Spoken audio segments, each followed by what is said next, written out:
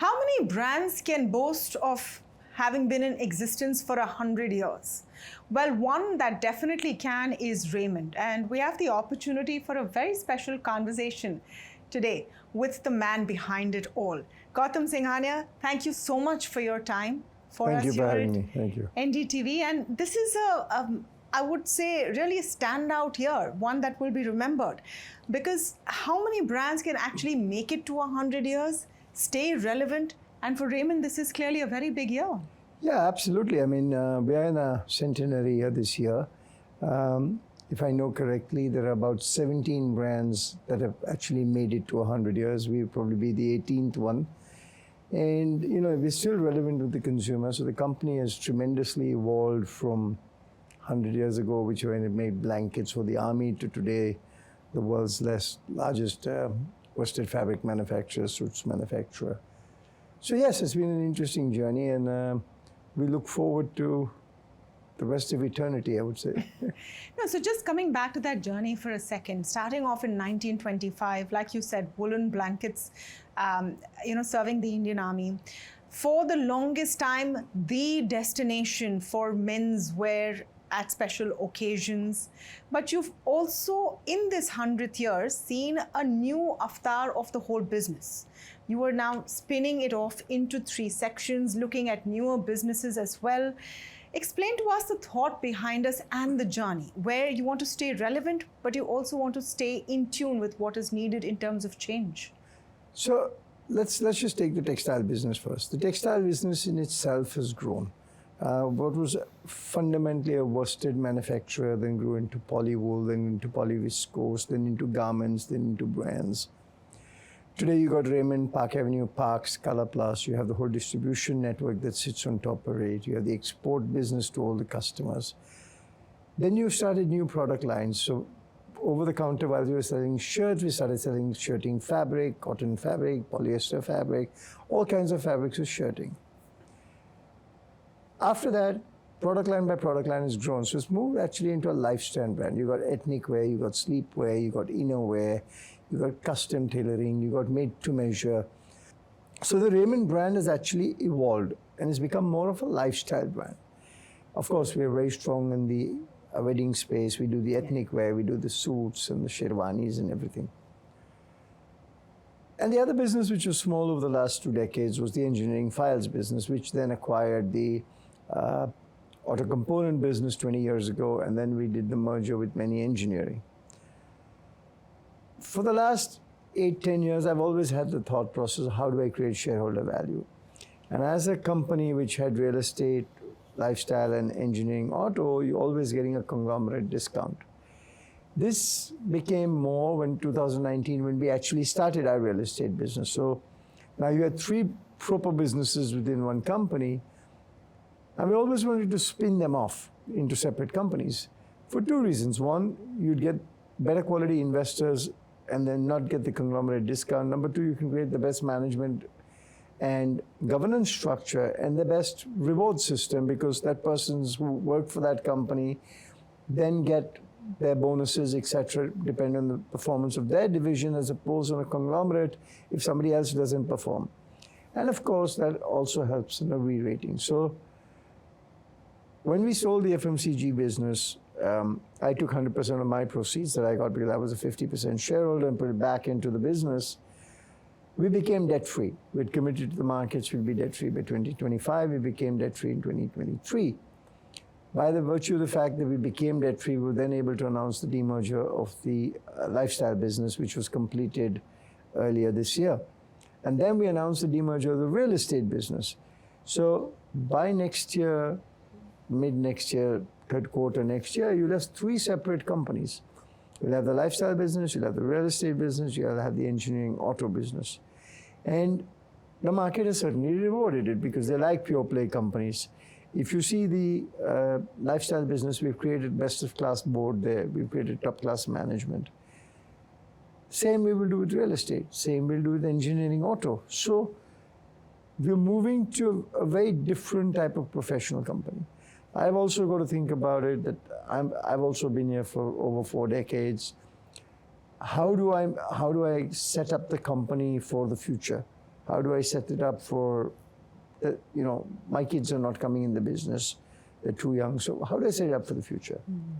Very, very interesting thought. And I'm just going to pick out a few of those points as follow-ups. Let me start with the sale of the FMCG play to GCPL, to Godrej Consumer. And then, of course, you talked about how you invested all of your stake back into the business.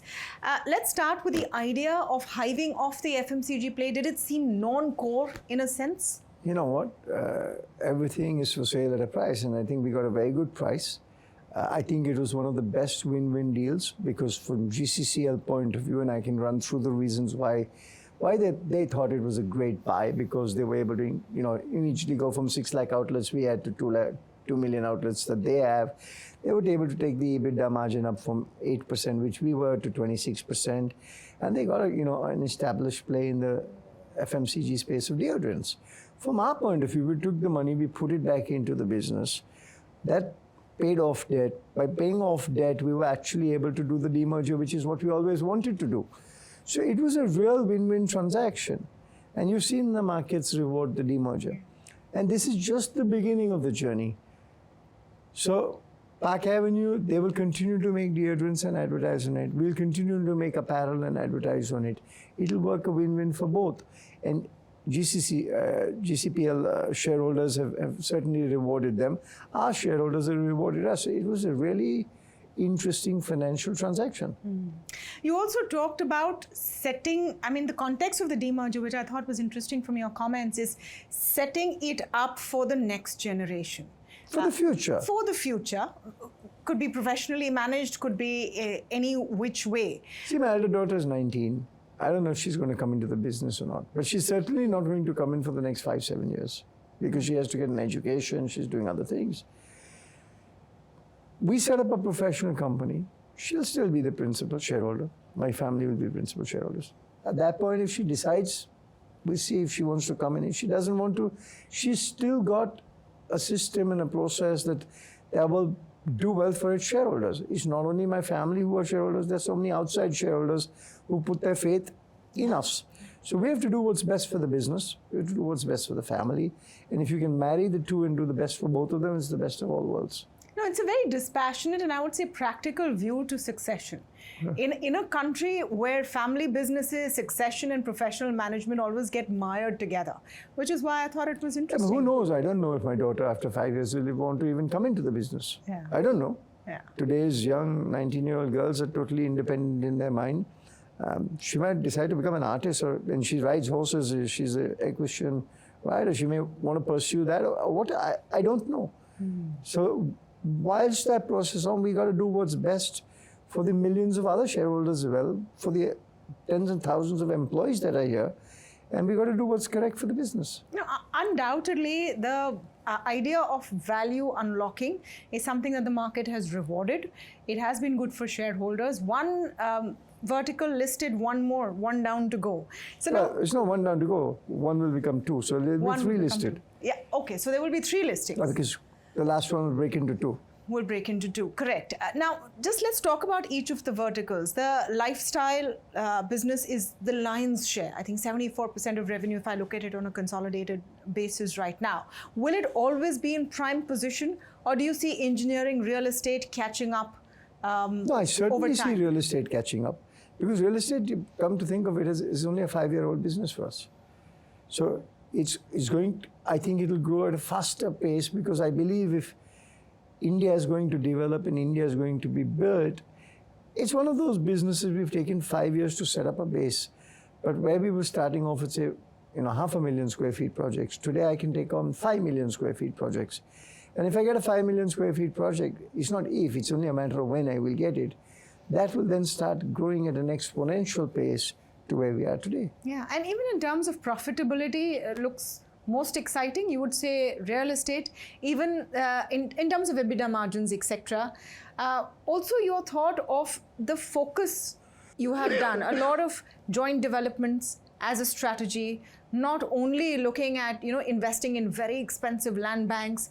Talk us through the strategy for the real estate business. See, we started with our own historical land.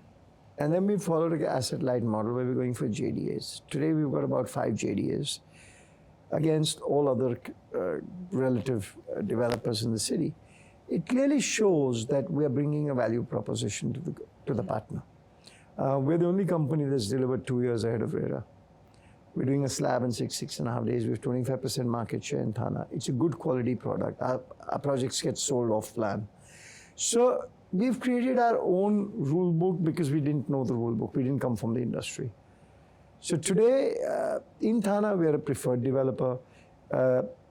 We've got Queen's Necklace on Bandra East, which is coming up now. We're on the third basement. But almost 60% of inventory is sold, or whatever we've launched. So people are seeing that we are building quickly, we're delivering quickly, we're building a quality product. So which is why we're getting joint development. As long as I'm getting joint developments, why do I need to buy land? If I get a good piece of land at the right price, I might consider it. But we're very strict on financial discipline on what we want to do. And that becomes a problem for a lot of people in this space, financial discipline. So in the foreseeable future, JDA's joint development agreements, asset light and MMR is going to be the focus? Mumbai is certainly the focus. We may look at Pune if something nice comes up, but certainly only Maharashtra for the time being. Okay. Let me come to the lifestyle business because, of course, that's the lion's share. We're speaking at a time which is great for the business, usually Q3, wedding season, we're in the midst of it. But the backdrop on consumption overall, and not talking about your company, but the space or even the sector, is a bit mixed. There are concerns about whether that appetite is there, whether that story of appetite for premium products continues. What are you seeing? What are you hearing? So from our point of view, I mean, if you look at the sectors that we are in, real estate continues to do well because we're in the affordable luxury. We're not in the 1.5 lakh rupee, 2 lakh rupee square feet market. We've got 3 products, 10X, which is 1 and 2 BHK, address by GS, which is 2, 3, 4, and then Invictus, which is very small, which is 3, 4, 5. If I look at the wedding space, we are today got a very strong wedding season till April, May. First half was a little slower for a multitude of reasons, but there's strong demand. And I think if this continues, we'll see a demand recovery. Now, what's happening in sector by sector, it's a longer conversation, different conversation, but I can only tell you from our sector. Yeah, and since FMCG is no longer your problem, then you don't need to answer the question about where's the middle class. Well, we have the middle class today. Raymond goes from 300 rupees a meter to 10 lakh rupees a meter. That's 3,000 times in price point. We're the only brand in the world that does this. There's no other brand that does 3,000 times in price point in the same brand. So you're not seeing pain at the store level in terms of demand? So we saw it in the first 6 months. First 6 months was difficult for everybody. I think the recovery is there. I was just having a conversation with somebody on the phone. I said, we were just having that the amount of spend that's happening in a wedding today has, I'm seeing it after 10 or 15 years that this kind of spending has come back. And that just speaks of a positive environment, a positive mood.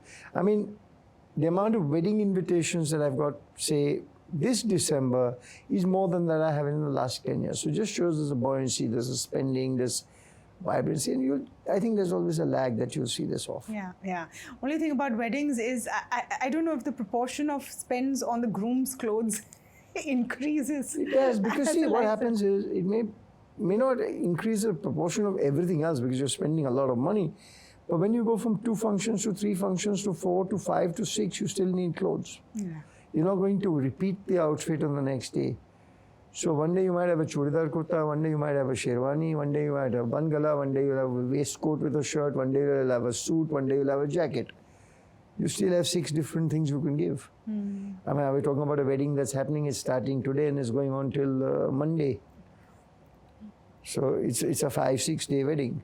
Yeah. No, and we're famously in times of weddings which go on for months. So, of course, it's an interesting time. But just to speak about the textile industry for a little longer, for Indian textiles, we're in an interesting space right now, vis-a-vis what's happening in the neighborhood. And I just want your views on that, because Bangladesh, for example, has started selling off units of one of their largest textile companies, private textile companies, because of bankruptcy.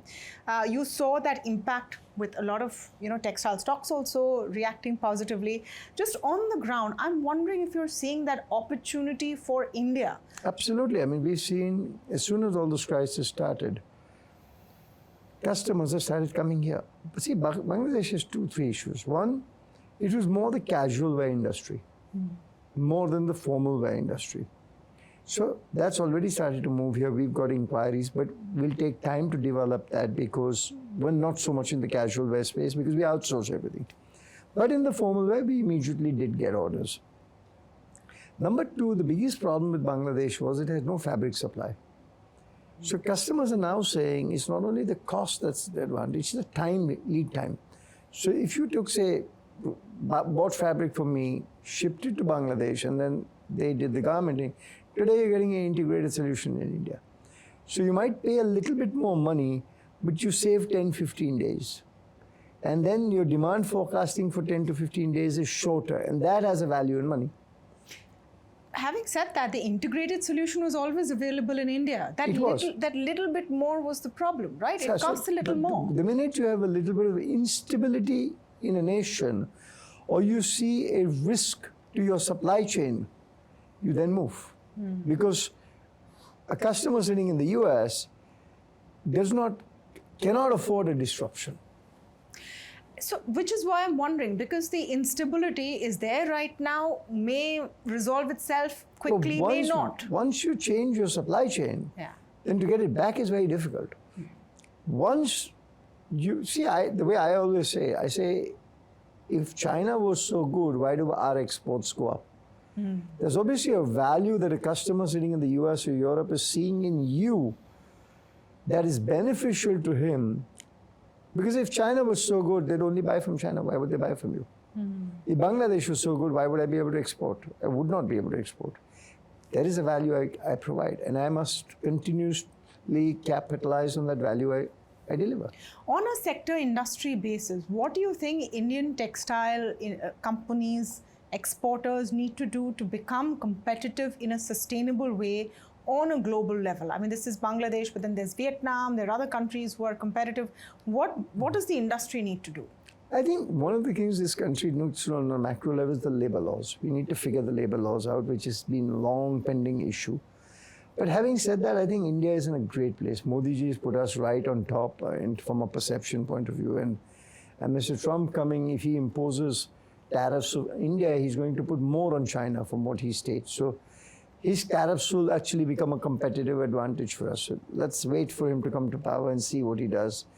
But he'll do less damage to India than I think he will do to China. Therefore, you'll have an arbitrage. Therefore, you'll become much more competitive. So if he does put tariffs, it's good for us at some level. But he'll also have to keep his inflation in mind. So I don't think he's going to do something that will hurt exports from India. So on a macro level, I think we're in a good space. Yeah, you've led me beautifully to the Trump question. I think that's the one conversation point everywhere, all the time. What's your hot take? Well, I mean, Trump good for the world? I think he will be. He may not deliver the products in the correct way, but I think he'll deliver the products. I think he's got his own unique way of doing things, and I think it'll be an interesting time. Interesting at the very least. But from an India perspective, perhaps positive. Well, I hope so. That's what I believe. I'm not an economist, but I believe so. Yeah. You have now with these three verticals, and of course, a kind of, you're at a vantage point to even get a sense of what's happening globally. In terms of global economy, in terms of exports, do you see 2025 as an improvement? Of course, you have geopolitical crisis hovering, you have two large wars, Europe is in a bit of a crisis and that might continue. But what is your sense in terms of whether we're at the bottom of that cycle as far as exports goes? And we are seeing positive inquiries on exports. Geopolitical issues are there. Nobody can run away from that. But what's happened in Bangladesh, what's happened in Sri Lanka. Sri Lanka were large exporters, but today with their own financial issues. So I think people are realizing the strengths of India. I think Modi ji has also positioned India as a very different country over the last decade. So it's working out positively for us. We've spoken about textiles, we've spoken about real estate. Let's talk a bit about the engineering division and the acquisition of many. Is that where the blue sky potential comes in for the group? Yes, certainly. I mean, see, we had an engineering business which was the old legacy engineering files, and then we had the auto components. Many had auto components, and then aero and defense, which is up the value chain. We merged the auto components together to have one team, reduction of costs, synergies on customers. Aerospace defense can grow exponentially. Here was a company that was stuck in COVID with debt, etc., but very good company with high quality precision engineering for titanium, etc. Aerospace, of course, is going to be booming, as you've seen. You can't buy an aircraft today. And the more components we're able to get into an engine or into an aircraft, the more will be the growth. Also, with the government policy that if you're buying so many aircrafts from whether it's Boeing or Airbus, they have to increase their sourcing to India. You position yourself in a great place. But aerospace is so off everything else that the group has been doing. I just want to understand the thought behind getting into The it. group is trying to fly. No, absolutely. Absolutely. But I'm just trying to understand the expanse of it, the expanse of things, and then. Yeah, but what we're doing is, at the core of the group, we're delivering shareholder value. That's what we do. These are just different means. Lifestyle is a different mean, real estate is a different mean, engineering auto is a different mean. Which is why we come back to the first question of demerging all the entities. Yeah. You have different skill sets that are required for each business. You have a different management team, a different board, a different mindset. And eventually you look at the returns on each of those businesses. Yeah, no, absolutely. It makes perfect sense to demerge if you're doing so many varied things. But just coming back to aerospace, what is the upside that you see in it? And for the engineering vertical, as in when, of course, it's a listed entity, what is the kind of upside you see in it? What is the kind of I think I just said, growth you see? I said if more and more aerospace components get sourced to India as part of the bilateral agreements, what share can you get of that? What has changed? And at another level, I think whether it's auto components, whether it's aerospace, let's take the whole engineering space. If you take Europe as a manufacturing area, this is not a labor issue there. It's a power issue there. It's not only the cost of power that's going on, because machining and all has a lot of power consumption. It's the uncertainty of power.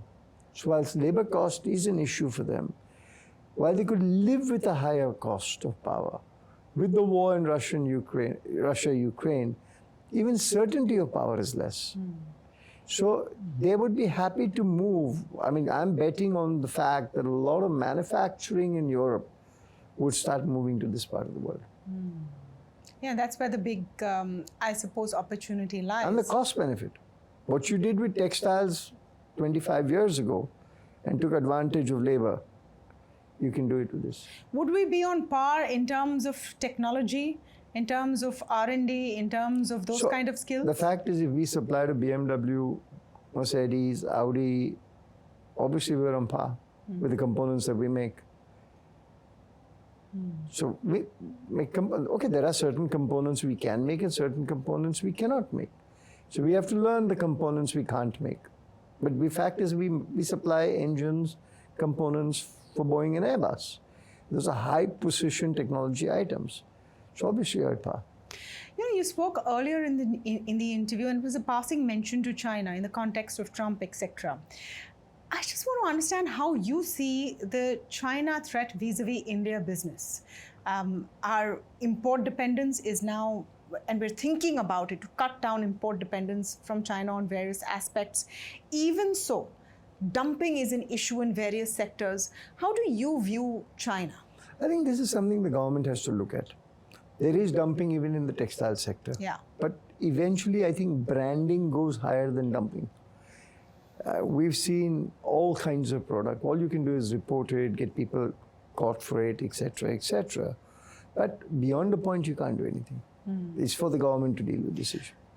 True, but can India be a competitive, viable alternative to the factory of the world? Of course it can. I mean, China, see, it comes down to a mindset issue. China makes a lot of quantity, we make quality. They make volume, we make value. And I said to you earlier today, I said, if China was that good, why are my exports growing? It's very simple. I'm offering something which China cannot offer. For you, Mr. Singhania, I'm just trying to understand, as you've undertaken this demerger exercise, Does it change the way you look at your business, the way you strategize your day? What changes for you? No, I mean, the work, okay, so from my point of view, the work is tripled now. We're running 3 companies as opposed to 1. You have 3 sets of directors, 3 sets of management teams, 3 different set of investors eventually, because the people who want to invest in real estate.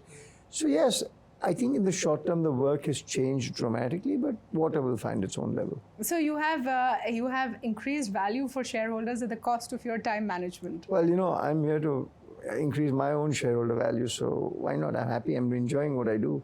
Do you do a 70-hour week? That is. I don't count the number of hours because I enjoy what I do, so it's not that I'm working.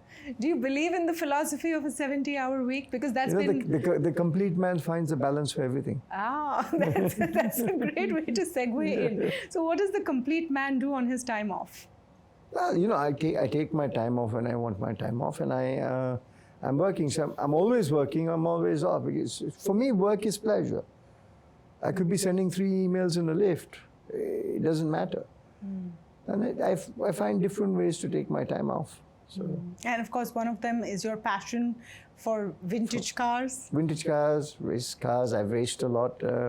We're doing the big Raymond Auto Fest in January in Thana, which will be really good fun. I think it's going to be the largest collection of automobiles seen in this country. We've got vintage cars, supercars, vintage bikes, super bikes, modern classics, the Rolls-Royce Enthusiasts Club, Harley-Davidson Club. So it'll be a huge show, so it should be a lot of fun. You know, as we wrap up, you talked about the complete man, and we started this interview speaking about a legacy that has gone on for a century.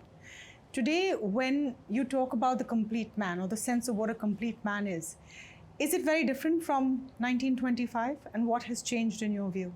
Yeah, only exposure. The complete man has more aspects to become complete because, I mean,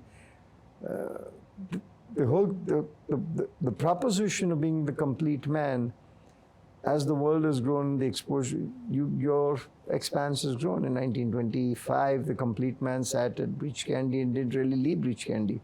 So he had only 3 things to do, but today he's got 300,000 things to do. Yeah. So here's to the 100 years of Raymond. Thank you. And building a legacy with a complete new look at what the future holds. Thank you so much, Mr. Thank you Singhania. so much. It's been a pleasure. Thank you. Thank you.